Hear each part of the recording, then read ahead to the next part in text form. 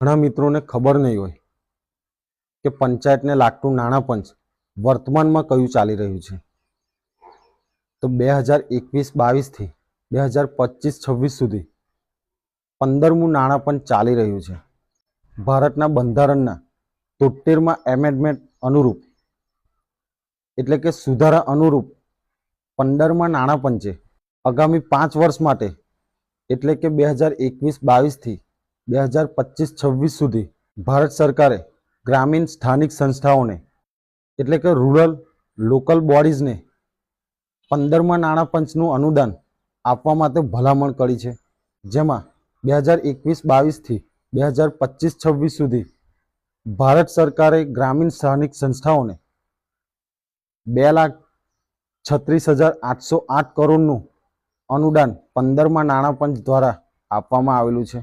જેમાં અનટાઈડ ગ્રાન્ટ માટે 40% એટલે કે 94,700 કરોડનું અનુદાન એ અનટાઈડ ગ્રાન્ટ માટે આપેલું છે અને 60% અનુદાન એટલે કે 1,42,084 કરોડનું ટાઈડ ગ્રાન્ટ માટે અનુદાન આપેલું છે.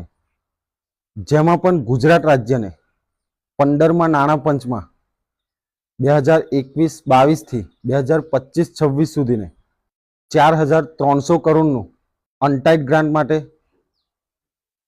અને ટોટલ 60,400 કરોડનું ટાઈડ ગ્રાન્ટ માટે 15મા નાણાં પંચ દ્વારા અનુદાન મળેલ છે.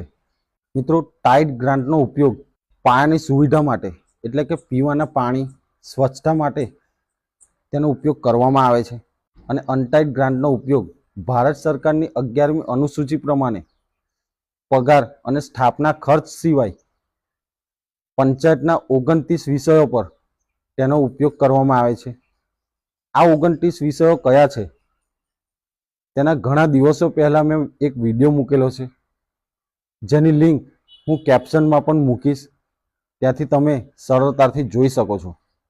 ધન્યવાદ. જય હિન્દ, જય ભારત.